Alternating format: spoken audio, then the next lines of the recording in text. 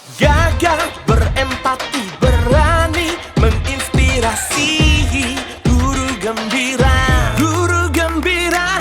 Podcast Guru Gembira, wadah diskusi dengan menghadirkan narasumber yang tentunya informatif, edukatif, dan inspiratif. Guru Gembira. Hai Guru Gembira, guru yang gagah, berempati dan berani menginspirasi. Bersama saya Sinto. Inilah podcast pertama dari, oleh, dan untuk para guru di Indonesia yang memiliki tujuan merayakan kegembiraan, mengembalikan kegembiraan guru selama pandemi dan sekarang memasuki masa new normal. Yang kedua, membangun kebanggaan guru terhadap profesinya. Guru menjadi teladan di dalam perilaku dan tutur katanya. Dan tidak lupa kita ingin mempunyai komunitas guru-guru yang bisa memberikan dampak luas untuk masyarakat di sekitarnya. Awalnya saya terpikat dengan sebuah buku karangan Parker Palmer, Courage to Teach, keberanian untuk mengajar. Dan saya ingin sekali teks di dalam buku itu bisa hidup, dikaitkan dengan kehidupan para guru di Indonesia. Parker Palmer mengatakan di dalam satu topik awal, we teach who we are. Guru mengajarkan dirinya sendiri. Dia mengatakan bahwa mengajar itu bukan hanya menyampaikan materi dan membuat muridnya mengerti. Tetapi mengajar itu memproyeksikan diri kita terhadap murid yang kita ajar dan terhadap mata pelajaran, mata kuliah yang kita ajarkan. Kesadaran akan diri seorang guru ketika dia mengenal apa yang ada di dalam dirinya, itulah yang menjadi kunci bagaimana dia bisa mempengaruhi murid dan juga membawa pelajarannya menjadi hidup. Bersama dengan saya seorang sosok guru gembira yang akan kita ajak ngobrol nih. Nah, tapi sebelum kita masuk ke obrolan dengan teman kita ini, sahabat saya ini, mari kita lihat tayangan beliau dari layar. Yuk kita lihat dulu.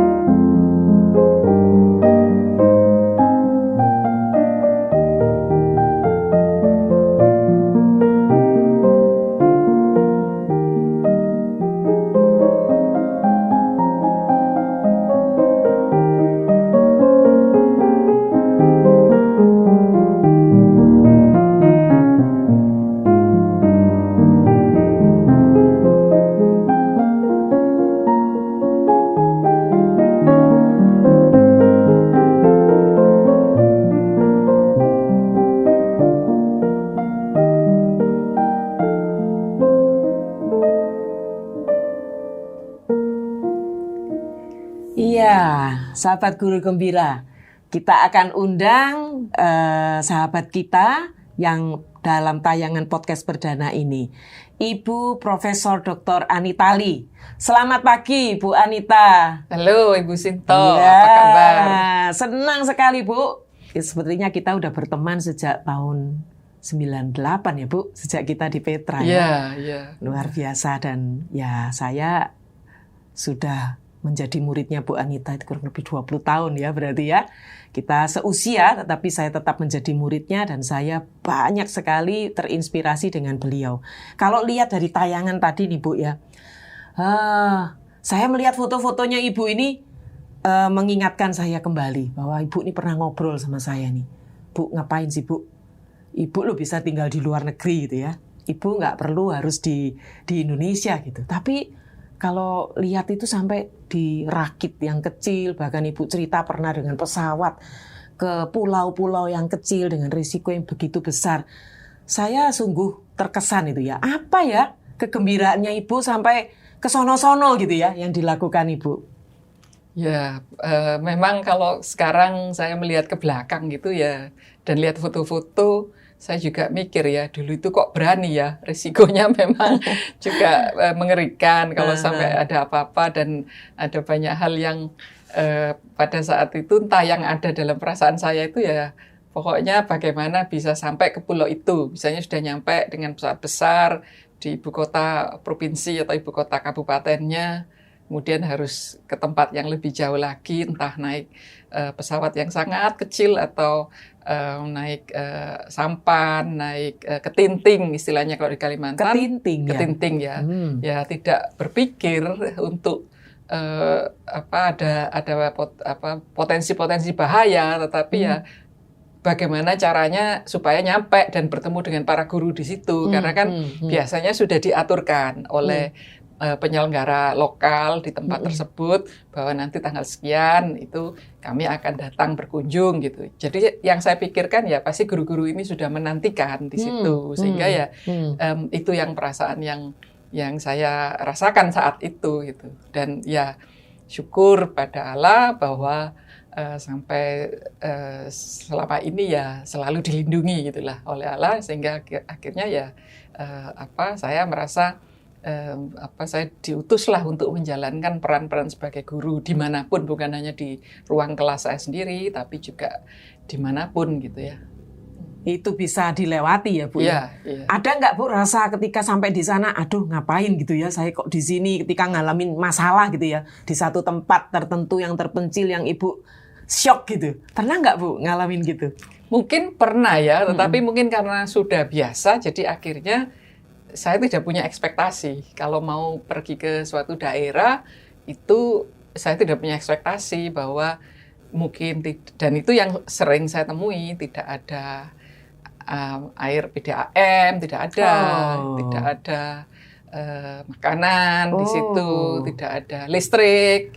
Ya itu sudah karena saya nggak punya ekspektasi bahwa harus ada begini-begini ya tidak apa-apa ya dijalani. Ya, udah, jadi harus dijalani, menginap di tempat itu tanpa listrik, tanpa air bersih, ya sudah tidak apa-apa. Luar biasa, dan itu membuat Ibu gembira ya? Ya, dan saya bisa belajar banyak sekali dari para guru di daerah-daerah tersebut. Iya.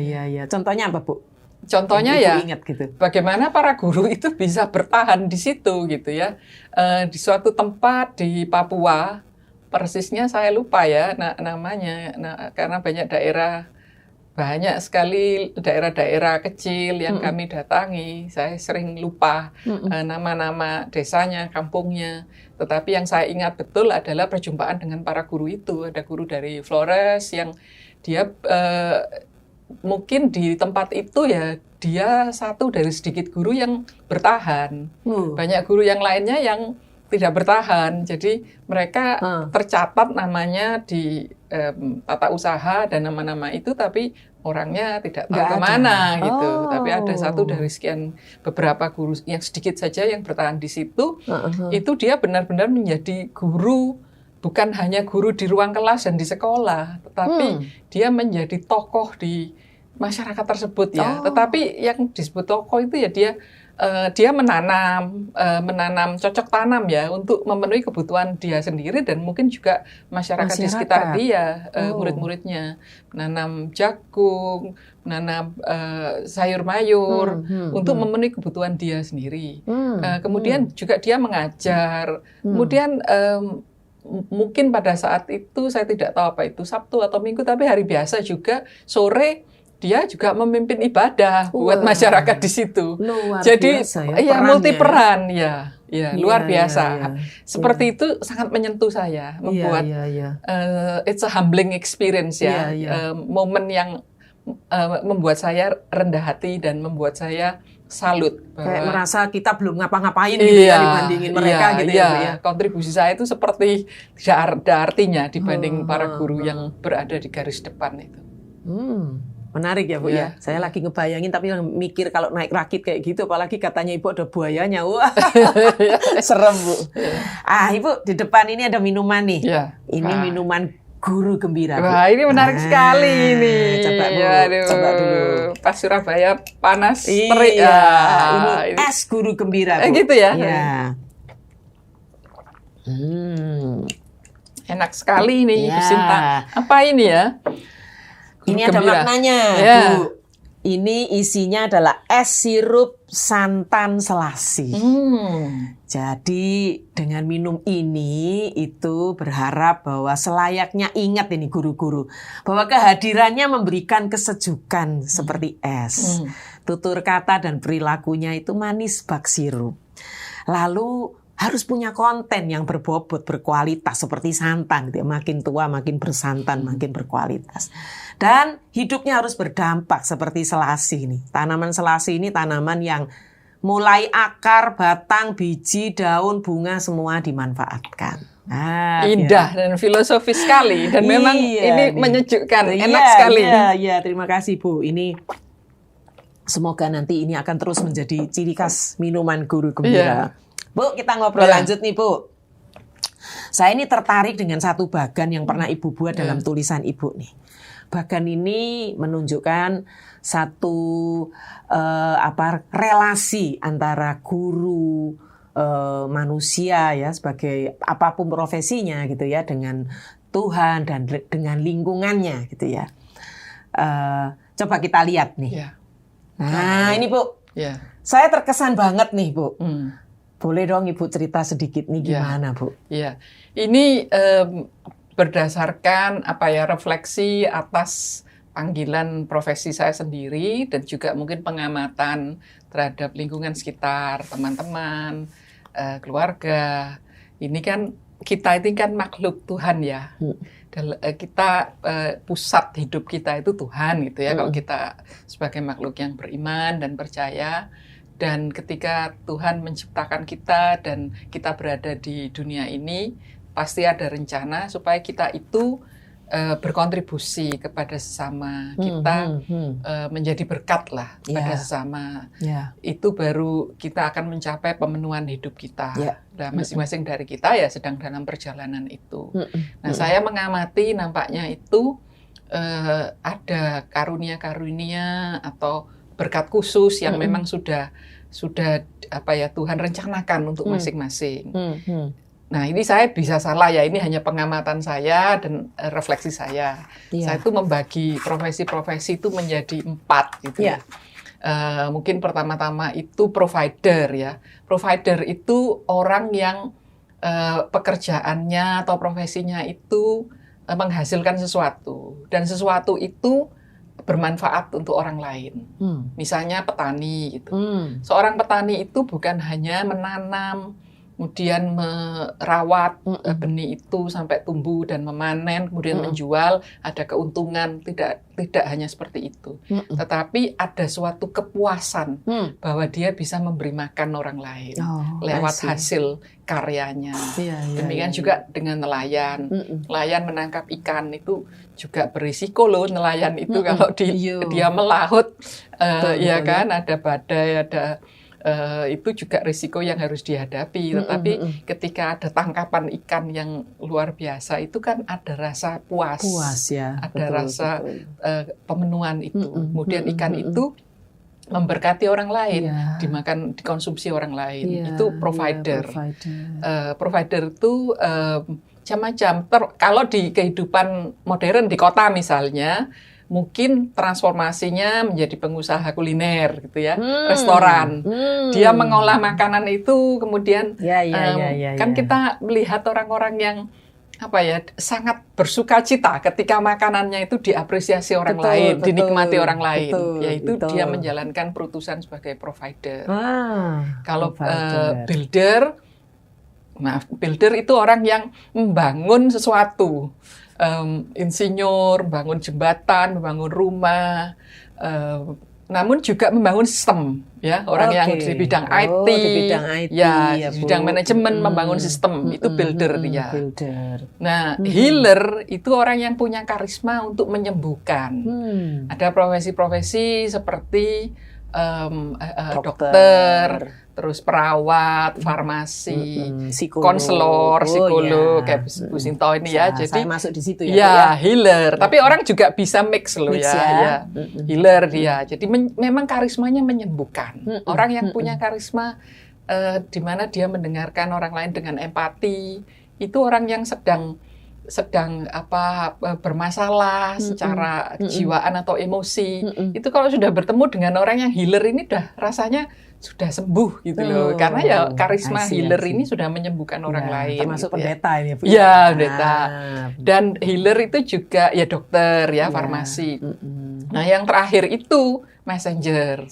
Messenger itu pembawa pesan atau pengubah pesan ya, atau begini. Ada banyak pesan itu sulit dipahami oleh orang umum karena orang begini, misalnya pesan ilmu pengetahuan ya, alam semesta. Zaman dahulu kan orang tidak tahu gitu ya bahwa bumi itu bulat gitu. Kiranya bumi itu flat gitu ya, rata. Kemudian ada ilmuwan ya, Galileo Galilei, Kopernikus yang menerjemahkan bumi ini bulat, jadi bukan pusat ya, bukan pusat dari tata surya ini. Nah, itu kan sesuatu yang sulit, tapi ilmuwan bisa menyampaikannya, menerjemahkannya dalam bahasa-bahasa pengetahuan yang bisa dicerna oleh publik. Itu ilmuwan. Kemudian juga seniman ya. Seniman itu punya imaji keindahan di kepalanya ya, di benaknya. Kemudian dia terjemahkan menjadi musiknya, gitu ya, liriknya atau koreografi tari atau lukis. Jadi dia mempersembahkan keindahan itu pada orang lain. Guru. Nah, guru itu masuk messenger. Karena ilmu pengetahuan yang sulit itu oleh guru diterjemahkan menjadi sesuatu yang lebih mudah, jembatan supaya pembelajar itu bisa menggunakan jembatan itu untuk mencapai ilmu pengetahuan yang harus dia dapatkan atau keterampilan yang harus dia dapatkan. Seorang guru itu messenger. Nah, masing-masing orang itu perlu menemukan karismanya apa. Orang tua dan pendeta dan pastor itu ya melakukan semuanya ya, ustadz, kiai melakukan peran-peran itu semuanya ya. Misalnya orang tua kalau anaknya masih kecil, balita, lari-lari jatuh, habis itu lari ke orang tuanya. Yang mana yang sakit, lukanya dicium aja sama orang tuanya udah sembuh dia. Orang tua punya karisma healer gitu. Oh iya, menarik. Bagus sekali. Bu, berarti Ibu masuk di messenger nih ya. Saya paling kuat di messenger, tapi buildernya juga banyak nih, Bu. Provider juga nih, Bu. Healer juga nih saya kira. Kalau healer saya paling lemah kayaknya. Saya bukan seorang healer. Tapi nanti Ibu bisa lihat nih di bagian akhir nih episode ini betapa Ibu sangat berarti memberikan satu penguatan ya untuk semangat beberapa orang ya. Salah satu saja yang nanti akan bicara. Bu, kalau mengulik lebih dalam nih, kalau Ibu masuk di kuatnya di messenger nih, keunikan apa Bu sebagai messenger itu yang Ibu bawa nih? Ketika Ibu mengajar gitu ya, Ibu ini punya karisma tertentu yang menjadi keunikan khasnya, yaitu loh Bu Anita gitu. Saya kalau dengerin trainingnya Ibu, terus teman-teman pada ngomong, wih hebat yo. Wah, Bu Anita ngomongnya gini. Ya itulah Bu Anita gitu ya. Saya udah kenal gitu ya. Nah, kalau Ibu ngelihat ini kan kita ngobrolin tentang guru mengajarkan siapa dirinya. Ibu ngelihat apa Bu kekhasan Ibu ini? Saya tidak tahu ya Bu Sinta ya, maksudnya, tapi saya sangat mencintai profesi saya dalam arti dan saya kayaknya sudah, maksudnya saya menemukan bahwa Tuhan itu memang mengutus saya untuk menjadi guru. Dan saya menikmati profesi dan panggilan sebagai guru itu, saya sangat menikmati, dan itu membuat saya makin merasa terpenuhi, makin merasa diberkati dan saya pokoknya menikmati lah bertemu dengan mahasiswa Ketemu atau mahasiswa, sesama guru ya. dan ilmunya juga nambah Iya. itu bukan hanya dari bacaan yang saya baca tetapi dari interaksi dengan orang lain itu. Kekhasannya ibu itu ya membangun relasi untuk bisa connect dengan mereka, lalu menghadirkan. Saya ngikutin loh tulisan-tulisan ibu yang di Kompas, guru pemersatu bangsa. Wah keren Bu. Nah, itu benar-benar. Nah itu loh guru itu sampai ke sono gitu ya. Jadi itu mungkin ciri khasnya ibu ya, bisa mengkonekkan gitu ya isu-isu yang ada saat ini dengan pas apa yang sedang dipikirkan dan diperkumpulkan oleh guru gitu ya Bu.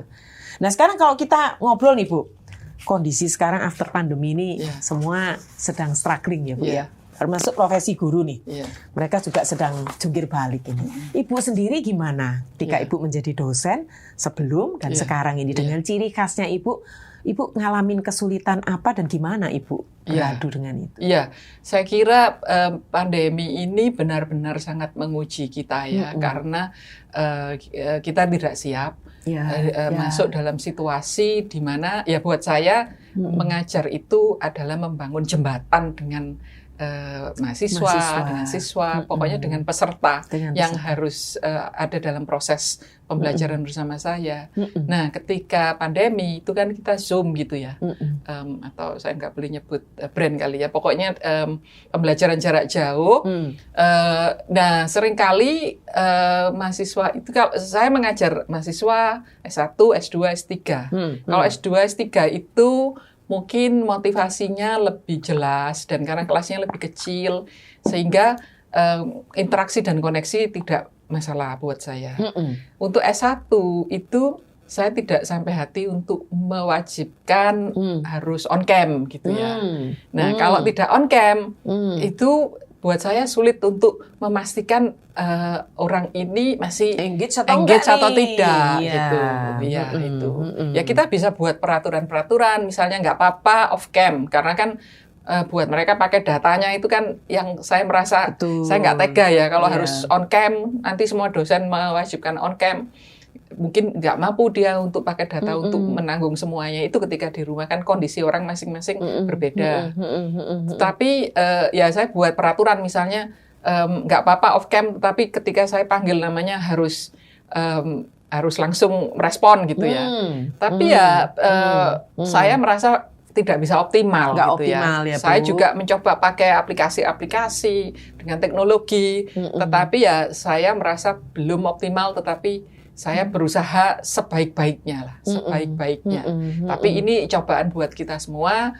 Ya syukur sekarang situasi sudah kembali normal dan ini harus kembali membangun jembatan itu lagi. Dengan kembali ini pun masih mahasiswa, saya nggak tahu kalau mahasiswa Ibu, tapi kalau siswa ini terutama yang kelas SD, SMP, mereka udah 2,5 tahun dalam kondisi begitu, ini struggling lagi ya. Iya, luar biasa. Ini memang kita para guru, juga siswa dan orang tua juga ya harus punya daya adaptasi ya untuk bisa menerima situasi itu. Dan sekarang daya adaptasi sudah kita lakukan, ini adaptasi yang sebaliknya ini, karena sudah zona nyamannya dipakai online kan, itu kembali onsite ini adaptasi yang baru lagi. Betul, ya. Nah ini ada beberapa info nih Bu tentang kondisi sekarang nih ya, yang coba kita lihat nih teman-teman. Ini kehilangannya itu kalau numerasi setara 6 bulan Bu, literasi setara 5 bulan. Ya, kita coba lihat lagi. Ini persentase siswa mengalami kesulitan ini di membaca angka. Ya, seperti ini persentasenya. Yang mampu 60%, tidak mampu 40%, itu jumlah yang gede ya Bu ya. 40%. Berikutnya. Nah, untuk soft skill ini khususnya di generasi Z ya. Mereka 55% itu mengalami kesulitan, nggak having fun lagi ya. Jadi sekolah mungkin mereka tidak lagi mengalami satu kesukaan seperti yang dulu gitu ya. Find difficulties being happy. Untuk menjadi gembira aja mereka mungkin tidak lagi seperti dulu yang mudah, tetapi harus mencari cara yang ekstra gitu supaya membuat mereka gembira. Dan ini yang membuat saya juga prihatin ya. Mereka mengalami kesulitan dalam maintain relationship-nya gitu ya. Ada pertengkaran, kemarahan dan sebagainya. Kita lihat next. Motivasi belajar ini 2021 menurun signifikan nih. Nah itu correlate ya terhubung juga tadi dengan nggak suka, mengalami relationship-nya juga kurang baik. Kita coba lihat disiplinnya. Kedisiplin siswa. 90% Bu. Ini dari penelitiannya ini Prabawangi ini ya. 90% mereka ngerjakan sesuatu itu multitask loh. Tidak satu pekerjaan. Ya, jadi doing more than one activity. 72% itu absen, itu tadi bilang off cam, nggak tahu mereka ngapain ya. Benar. Nah, ini dari data-data gini Bu, Ibu dengan keunikan Ibu, kira-kira kalau Ibu melihat guru-guru kita ini gimana Bu? Mereka mengalami masalah seperti ini. Iya, saya kira ini ujian yang sangat berat buat para guru. Seperti data yang tadi Bu Sinta sampaikan itu memang benar sekali. Tadi yang perbandingan saya S1, S2, S3. S2, S3 itu tidak mengalami masa itu karena usia mereka itu sudah usia pada tahapan yang sudah tidak seperti siswa pra SD, SD maupun jenjang menengah ya. Karena gini, perkembangan manusia itu kan sesuai dengan tahapannya. Yang tadi saya katakan mahasiswa saya S2, S3 itu sudah pada masa dia tidak setiap manusia pasti membutuhkan manusia lain gitu ya. Betul. Tetapi mereka sudah mendapatkan, kalau mahasiswa S2, S3 itu kan dari keluarganya. Terus mereka masih juga berkarir gitu. Sementara anak-anak sekolah, dunia mereka itu ya dunia dengan teman-teman sebaya. Itu kebutuhan anak-anak itu dengan teman sebaya, dengan peer group-nya. Lah ketika pandemi, pembelajaran jarak jauh, teman sebaya itu kan tidak ada, adanya di layar itu. Sehingga kalau anak-anak pra SD, pra TK itu kan perlu bermain fisik gitu, interaksi fisik. Nah itu ketika tidak terjadi, nah itu ya ada efek kepada anak-anak gitu. Bisa begitu ya, SD, SMP juga mereka perlu bertemu dengan teman-teman sebaya. Ketika PJJ itu tidak terjadi, ya itu bisa membuat mereka stres. Sebenarnya bukan hanya siswanya, gurunya juga. Ya, di Australia studinya tentang well-being, teachers well-being. Gurunya itu juga mengalami stres disorder. Bahkan juga sampai ada yang depresi gitu ya. Tapi kalau di sini tadi kan data-data itu anak-anak memang. Jadi yang tadi bisa katakan motivasi, disiplin, ya itu menurun banyak sekali. Kalau yang literasi, numerasi itu justru yang paling ringan, ya paling ringan karena itu masih bisa diatasi. Tapi penurunan motivasi, disiplin, perilaku itu yang lebih mengkhawatirkan ya Bu? Lebih mengkhawatirkan. Kalau misalnya itu nanti guru-guru saat ini, khususnya kalau saya melihat mungkin yang paling sulit mungkin yang TK ya Bu. Itu kira-kira membutuhkan waktu berapa lama ya Bu? Mereka bisa adjust lagi gitu ya dengan situasi sekolah, dengan peraturan dan sebagainya itu anak-anak SD ini kira-kira gimana ya Bu ya untuk mengintervensi itu? Kalau guru TK sekarang begini, yang berat itu di SD Bu Sinta, karena kita pandemi berapa 2,5 sampai 3 tahun ya? 2,5 tahunan ya betul. Sekolah menjadi PJJ itu. Kalau guru TK ya sekarang terima anak baru lagi gitu ya. Tapi guru SD kelas 1 ini loh sedang menghadapi anak-anak yang ketika playgroup dan TK itu tidak pernah ketemu teman kan. Jadi sekarang masuk di SD itu. Ini yang berat di SD. Ini yang berat kalau TK ya mereka sudah menjalani itu berat. Tapi kemudian anak-anak itu sudah lulus sekarang ada di SD. Iya betul. Jadi anak-anak SD kelas 1, kelas 2 ini yang tadinya tidak pernah ketemu teman. Di kami S2 juga ada demikian gitu. Ada S2 yang lulus langsung ini. Jadi selama 2 tahun kuliah kan. Selama 2 tahun enggak pernah ketemu. Barusan ini wisuda baru ketemu gitu. Tapi yang tadi saya katakan untuk S2 itu minimal lah problemnya. Paling-paling seperti ini toh teman saya gitu Pak. Pada saat wisuda itu ketemunya begitu. Tapi dampak berat itu untuk anak-anak usia dini. Karena kebutuhan untuk bertemu itu luar biasa. Iya, Lah, iya. yang tadi saya katakan mahasiswa S2 kami itu wah sekarang keranjingan ketemu terus. Gitu ya. Karena selama 2 tahun hanya ketemunya di aplikasi PJJ gitu ya. Iya, iya, iya. Tapi dari sisi kualitas mereka lulus dengan begitu dan lulus dengan seperti biasanya, menurut Ibu ada bedanya nggak? Tidak terlalu sih. Kalau enggak kalau ya? S2 tidak terlalu. S2 enggak ya? Karena S2 itu kan masa pembentukan karakter, motivasi kan dengan sendirinya sudah tersaring. Karena untuk orang melanjutkan S2 itu ya pada umumnya itu adalah kemauannya sendiri ya. Oke. Jadi sudah ditekati, sudah ada komitmen pribadi seperti itu. Jadi istilahnya self-regulated learning itu loh Bu Sinta. Ya. Mereka sudah self-regulated Sudah learner. mencapai di situ. Ya, udah Iya. punya motivasi, disiplin, Iya. metakognisi, itu mereka sudah punya bekal itu sendiri gitu kalau S2 gitu. Iya, Ya. benar Bu. Jadi kalau itu yang di level paling bawah itu yang masih struggling banget ya Bu ya. Termasuk juga SMP, SMA Iya, itu betul. juga. Di ya. masa teenagers mereka masih mencari jati diri. Iya. Dan 2 tahun setengah seperti itu, Iya. sekarang begini, wah Iya. ini adjustment-nya juga. Kalau learning loss-nya masih bisa dikejar Iya, ya. iya. Justru ini lebih penting perilaku-perilaku ini ya Bu Iya, ya. iya. Iya. Bu, kita ngobrol lebih lanjut Iya. nih Bu. Nah, kalau keunikan seorang Bu Anita nih, kita coba tarik nih Bu. Tadi kan kita lihat di sisi pendidikan, di sisi sekolah dan sebagainya ya. Saya ingin tahu nih Bu, bagaimana ketika Ibu di rumah gitu. Ketika Ibu sebagai istri, sebagai mama, seorang ibu dari Pipa gitu ya. Apa keunikan-keunikan yang Ibu bawa itu as a messenger itu tadi, atau builder atau provider itu tadi, Ibu bagaimana mengawinkan itu ketika peran Ibu berada di rumah. Tapi sebelumnya kita lihat dulu deh foto-foto keluarganya Bu Anita, cuma sedikit nih, saya ambil sedikit. Wah nampaknya hobi bersepeda nih ya Bu ya. Iya. Hobi kekinian pada saat pandemi ya. Benar-benar sehat tuh.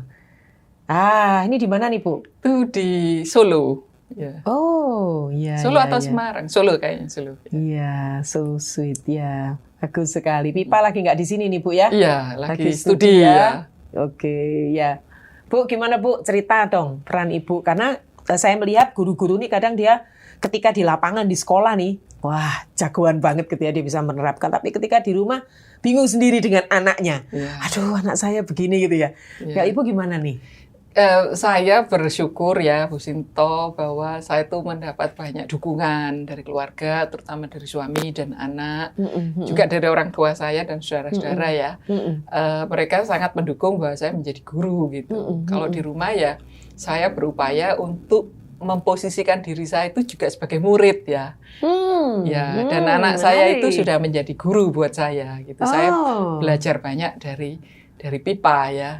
Dan itu yang sangat memperkaya hidup saya, mewarnai. Jadi saya bisa kenal mahasiswa saya, kenal anak didik saya, itu juga karena saya belajar banyak dari Pipa, dari seorang anak gitu. Oh, dia cerita gitu, apa yang ada di kepalanya gitu sebagai anak muda gitu ya. Dan misalnya tindakan saya terhadap dia tidak selalu semuanya tindakan yang baik ya terhadap dia. Kadang-kadang saya evaluasi diri, saya refleksi. Kadang-kadang sebagai orang tua pun saya melakukan kesalahan-kesalahan terhadap anak gitu. Itu ya kemudian saya lihat respon dia, perilaku dia. Oh, itu seperti memberikan masukan buat saya. Saya sudah berkata-kata tidak atau kurang baik terhadap Pipa.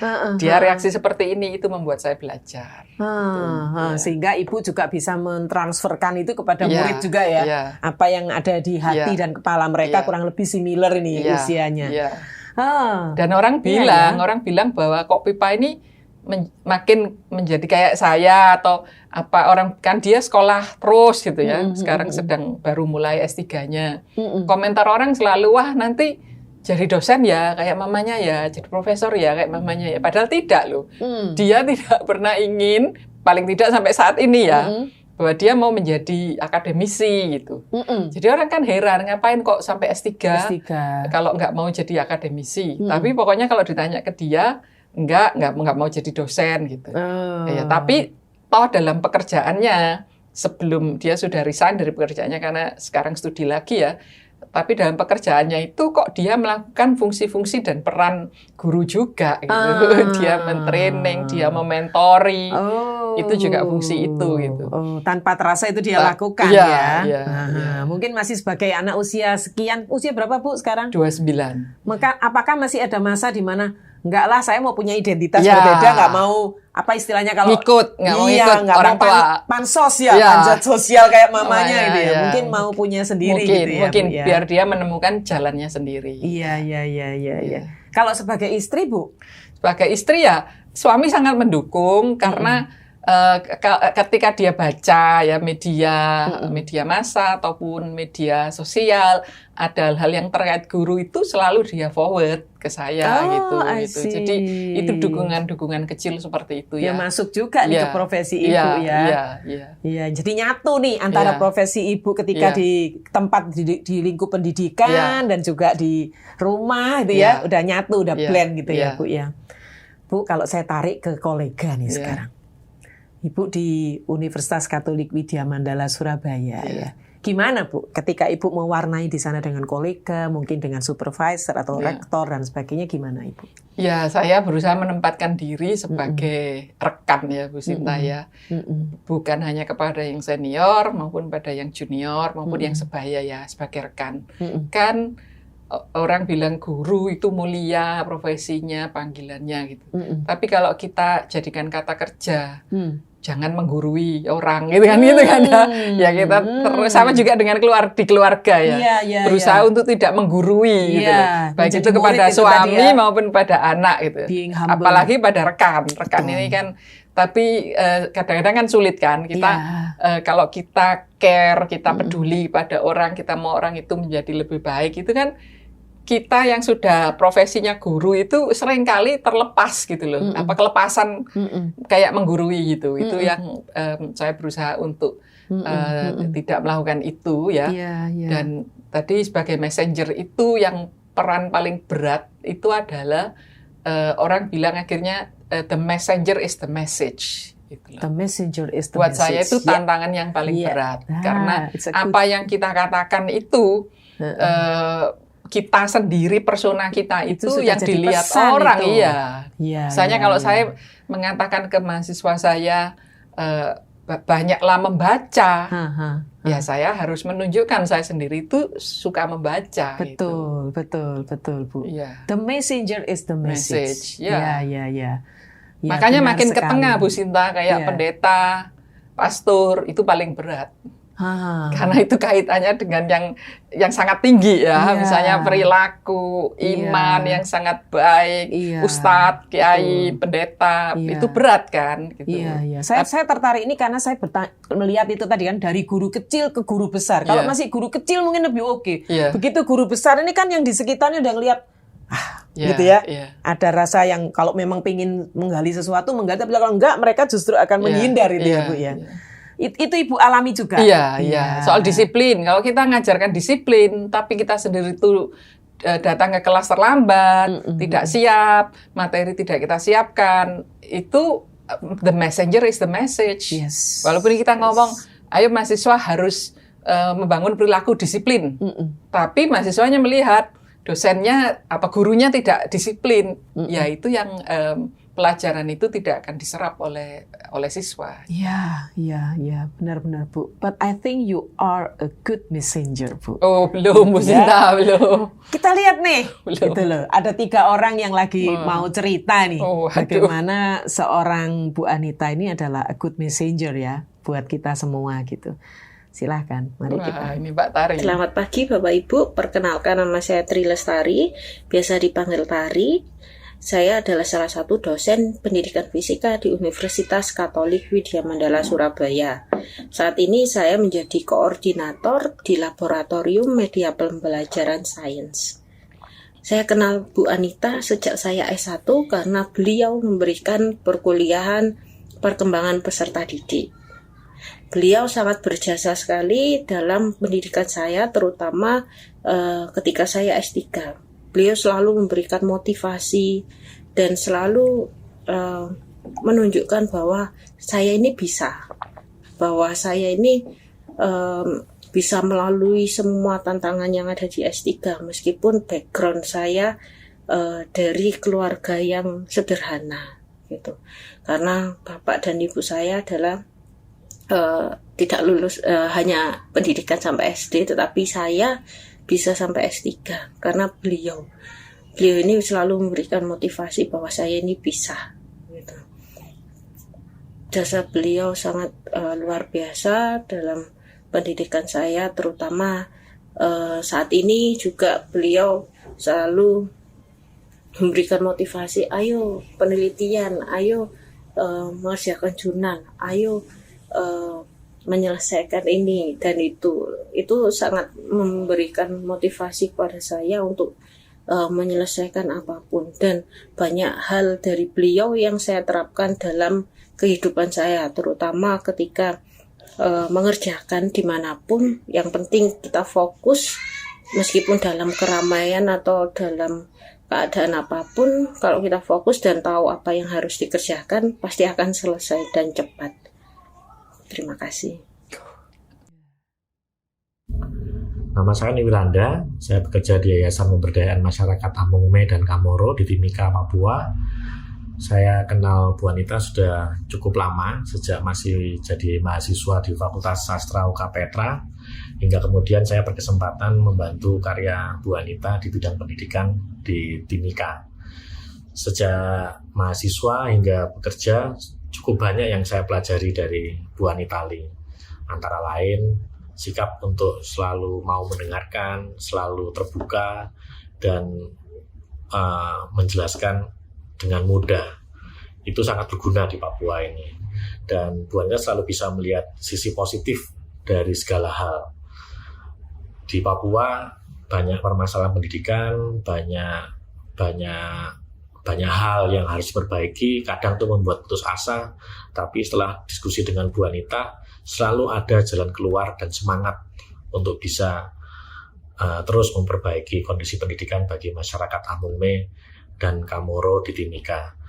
Dan sampai sekarang banyak metode yang pernah dilakukan Bu Anita masih dilakukan hingga sekarang di Timika, seperti pelatihan guru, rekrutmen beasiswa, pengelolaan asrama. Dan yang saya pelajari lagi dari Bu Anita adalah keberpihakan Bu Anita pada anak-anak dan kaum yang terpinggirkan. Itu yang selalu saya ingat dan selalu menjadi inspirasi bagi saya hingga saat ini. Terima kasih Bu Anita atas semua inspirasi, tetap berkarya dan tetap semangat. Terima kasih.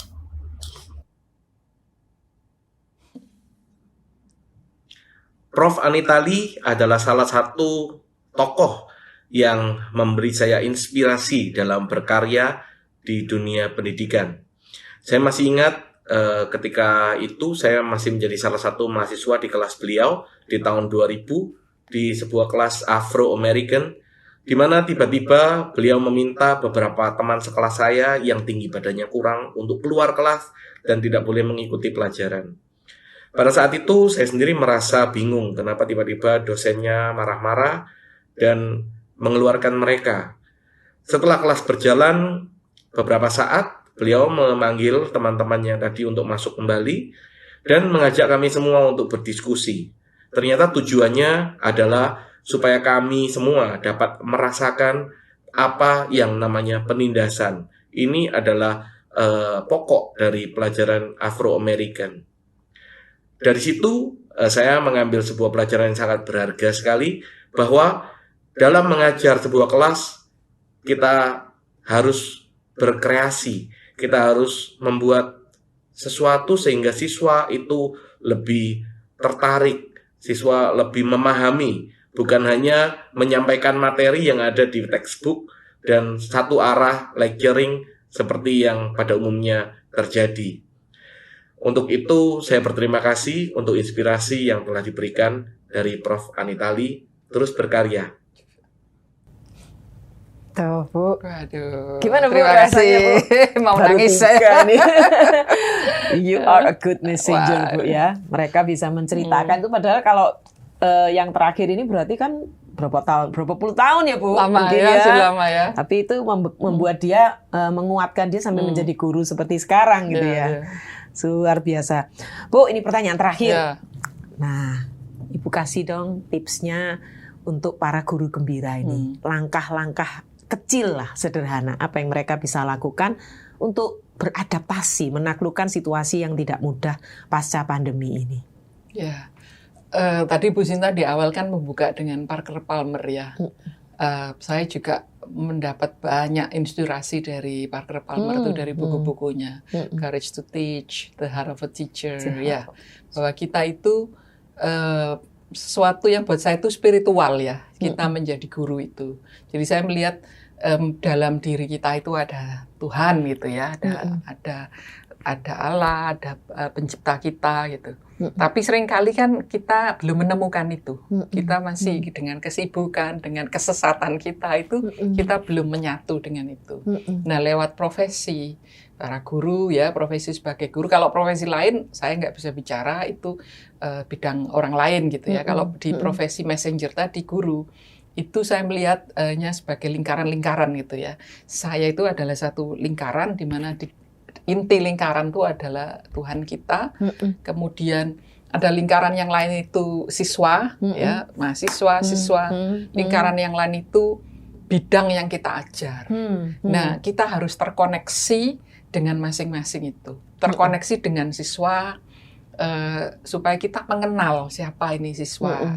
Jadi tadi 3 orang ini sekarang jadi dosen ya, dia sudah Ibu Tari. Kemudian Pak Oni, Mas Oni itu di Papua profesi resminya bukan guru, bukan dosen, tapi dia melakukan banyak peran-peran sebagai guru untuk masyarakat Amome dan Kamuro di sana. Kemudian Pak Copin, Bu Sinta tahu juga guru ya. Jadi saya mengenal pribadi mereka itu adalah pribadi yang berbagi, yang punya bela rasa pada sesamanya. Kalau Copin setahu saya malah orang tuanya juga guru gitu. Jadi itu sudah malah mendarah daging ya, terinternalisasi di Copinnya gitu. Nah, itu kita mengenal siswa, mengenal mahasiswa kita, mengenal pembelajar itu kita terkoneksi dengan mereka, dengan pribadi mereka. Dan kita ya tidak mungkin kita mengenal mereka 100% gitu ya. Baik itu dari segi jumlah mereka semuanya maupun masing-masing pribadi. Karena seorang pribadi itu kan lebih dalam dari samudera, orang bilang gitu ya. Tapi paling enggak kita berusaha untuk connect dengan mereka. Betul. Nah, kita juga berusaha connect dengan bidang yang kita ajar. Kalau bidang saya bahasa Inggris, ada yang bidangnya matematik, MIPA. Kalau Bu Tari itu MIPA gitu. Kita berusaha mendalami terus gitu. Itu juga belum bisa 100% ya. Saya dosen bahasa Inggris, tapi apakah saya sudah hebat sekali dalam bidang bahasa Inggris? Tidak juga gitu. Gitu ya Bu ya? Ya, tidak juga gitu. Jadi itu kan perjalanan terus. Terus harus. Nah, dalam perjalanan ini kita itu kan harusnya kita membangun jembatan itu. Jembatan dengan peserta didik, dengan siswa, dengan mahasiswa itu ada jembatan, yaitu kita ngobrol dengan mereka, kita perhatikan mereka. Kalau dengan mata pelajaran, mata kuliah, itu kan jembatan kita itu ya kita baca, kita mengikuti konferensi, kita bersama-sama dengan orang yang sebidang dengan kita untuk lebih memahami. Nah, tapi jembatan ini seringkali tidak lancar. Tidak lancarnya apa? Banyak tantangannya gitu. Misalnya beban administrasi terlalu banyak, terus juga macam-macam lah. Mungkin intrik persaingan dengan sesama, terus kegagalan-kegagalan kita sendiri. Nah, itu tidak selalu lancar. Tapi ya itu namanya orang hidup, harus selalu kita jalani, kita atasi, kita upayakan. Lah kalau kita sudah bisa mengenal siswa kita, mahasiswa connect, dan kita juga bidang itu, kalau saya, kenapa saya harus mengenal dan connect dengan bidang bahasa Inggris. Buat saya bahasa itu juga adalah jembatan. Bahasa asing itu kita jembatan untuk mengenal budaya-budaya lain, mengenal orang lain yang tidak satu bahasa dengan kita. Itu semua jembatan. Dan nanti akhirnya kalau kita sudah bisa mengenal relatif optimal ya, tidak bisa sempurna, itu akhirnya kita akan menemukan diri kita sendiri juga. Dengan kita menemukan diri sendiri, kita menemukan Tuhan juga melalui profesi kita. Luar biasa, sampai ke situ ya Bu. Akhirnya jadi connect semua nih ya. Mulainya membangun jembatan ke sana, ke sini, jembatannya nyambung nih ya. Dan akhirnya kembali merefleksi diri kita. Dan ini Bu Sita, 3 yang Bu Sinta tampilkan ini kan mahasiswa terbaik ya. Kadang-kadang di kelas kan kita mendapatkan siswa atau mahasiswa yang problem kan, yang bukan yang terbaik kan. Betul. Nah itu juga buat kita adalah upaya menemukan diri kita sendiri juga. Iya. Kenapa ya kok saya nggak bisa connect dengan anak ini? Kenapa ya dia itu kok di kelas itu problem? Kenapa ya kok dia kayak nantang saya gitu? Justru itu yang paling membutuhkan kita sebetulnya ya Bu ya. Iya. Ini saran buat para guru-guru gembira ya Bu ya. Supaya ketika ngalamin kesulitan itu justru itulah lihat pada diri sendiri. Kak, apa yang kita bisa lakukan lebih buat mereka. Wah, terima kasih Bu Anita. Ini inspirasi yang luar biasa. Pengennya ngobrol terus, waktu harus dibatasi. Semoga tayangan ini nanti akan menggugah para guru-guru muda, juga guru-guru senior nih, Bu, untuk terus berkarya, mengikuti jejak Ibu menjadi guru yang besar gitu ya. Terima kasih Bu Anita sekali lagi. Salam sehat dan gembira. Para sahabat guru gembira, sampai sekian tayangan perdana ini. Kita akan ketemu di next month ya, bulan yang akan datang dengan tamu sosok guru gembira yang berbeda. Sekali lagi, salam gembira, gagah, berempati, dan berani menginspirasi. Terima kasih.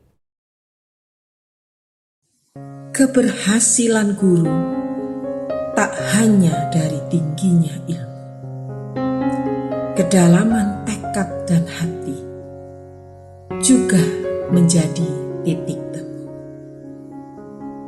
Ketika sekolah tak lagi pamer kuota, kreativitas guru harus mampu hadir menjadi pelita.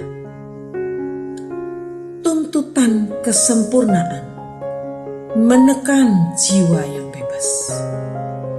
Sebagai pembawa pesan pun terpaku kebas. Biarlah ide mengalir deras. Sudah saatnya guru berlari lepas. Selamat Hari Guru Nasional 2022.